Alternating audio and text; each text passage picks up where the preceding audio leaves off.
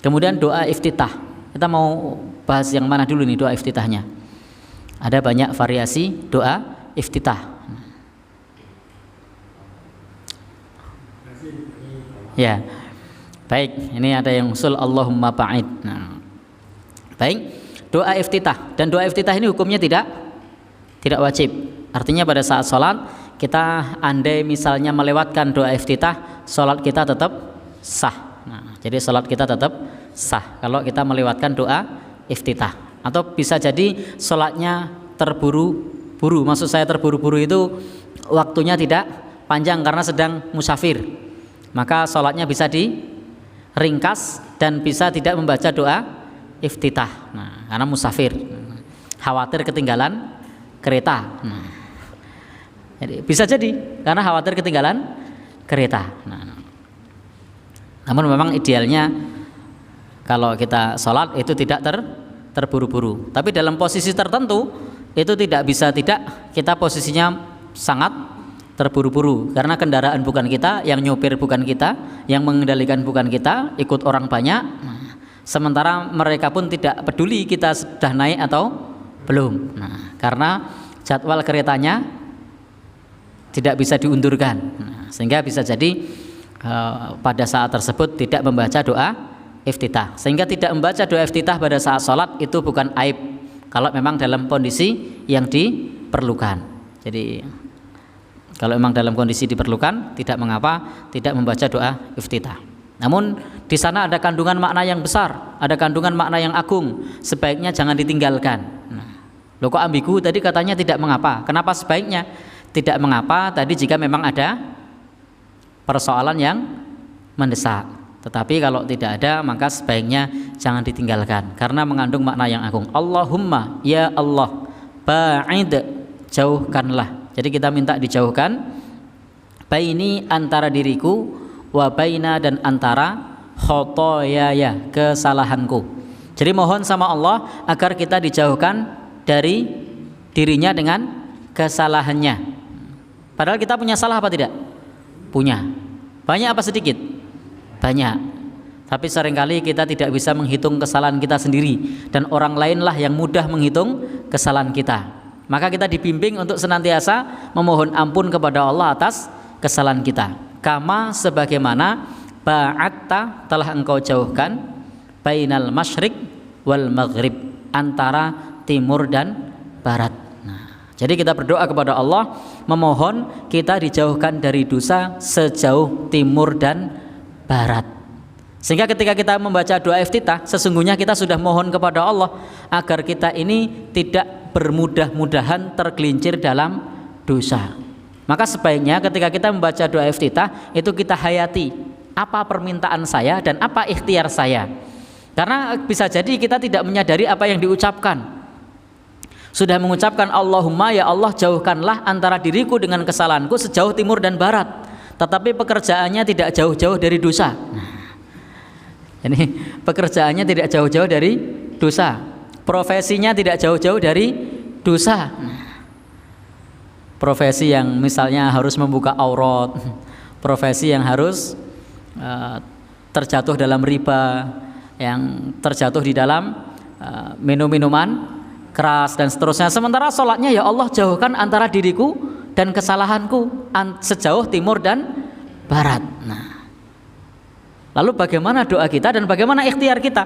Seringkali kita berdoa tapi kita tidak punya ikhtiar, sehingga tetap dinikmati saja pekerjaannya di situ karena doanya tidak diselami. Nah, mestinya kalau kita minta dijauhkan, mestinya kita juga harus menjauh. Tidak hanya minta dijauhkan, tapi kita tidak menjauh. Nah, ini bagian yang pertama. Kita sudah istighfar, minta ampun kepada Allah Subhanahu wa taala. Bagian yang kedua, apa bagian yang kedua? Bagian yang kedua juga istighfar lagi. Bagian yang ketiga juga istighfar lagi. Jadi ketiga-tiganya ini adalah istighfar, permohonan ampun kepada Allah. Jadi doa iftitah yang Allahumma ba'in, nanti ada doa yang lain, ada variasi lain, itu kesemuanya adalah istighfar, kesemuanya mohon ampun kepada Allah Subhanahu wa taala. Maka bagian yang kedua, Allahumma naqqini, ya Allah, cucilah Ya Allah, bersihkanlah aku. Gimana seterusnya? Minal khotoya. Ada yang 2 kali, ada yang 1 kali. Ada variasi riwayat di sini.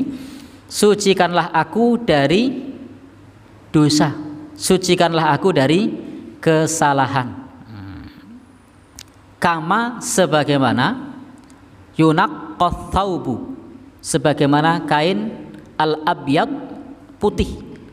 Ya Allah, sucikanlah aku sebagaimana sucinya kain putih minat danas, dari kotoran. Jadi kalau kain putih itu kalau ada kotorannya nampak apa enggak? Nampak. Maka kita minta kepada Allah agar disucikan dosa kita sebagaimana kain putih yang tidak ada kotorannya. Jadi betul-betul doanya maksimal, tidak setengah-setengah. Maka jangan sampai kita berdoa, ya Allah ampuni aku jika engkau mau. Tidak boleh.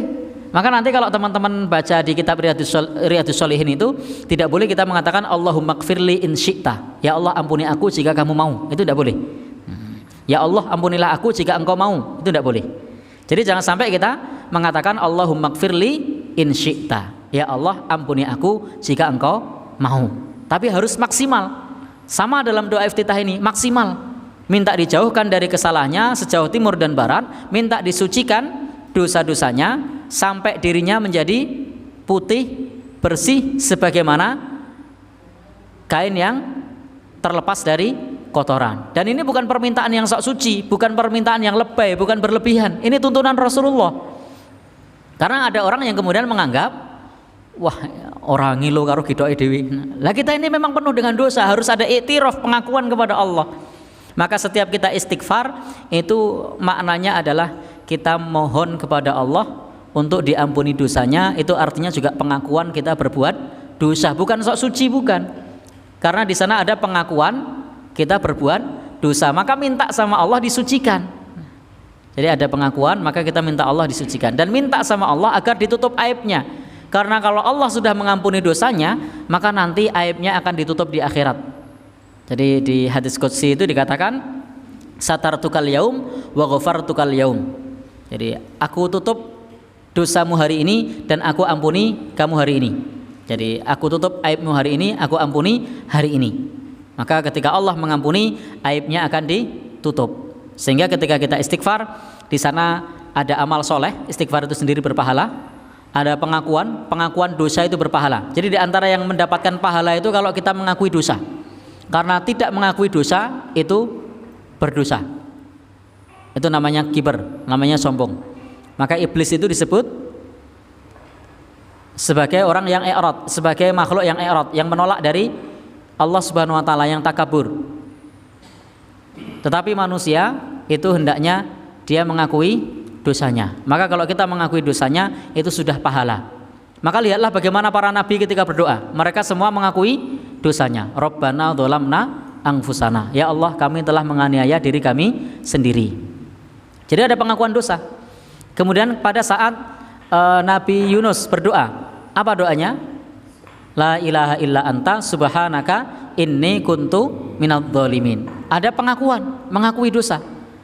Jadi tidak mengapa kita minta doanya maksimal. Jangan sampai kita berdoa ilahi lastu lil firdausi ahla.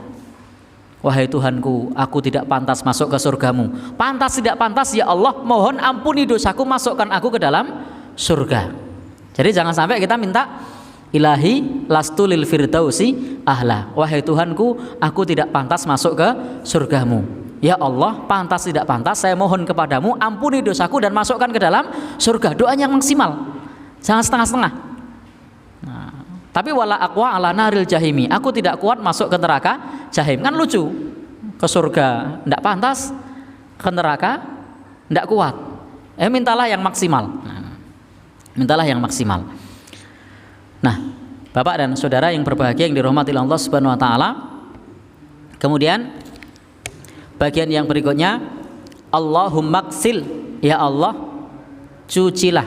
Jadi basuhlah, memohon kepada Allah untuk membasuh. Jadi agar kita dibasuh, dicuci. Apa yang dibasuh? Dosa-dosanya.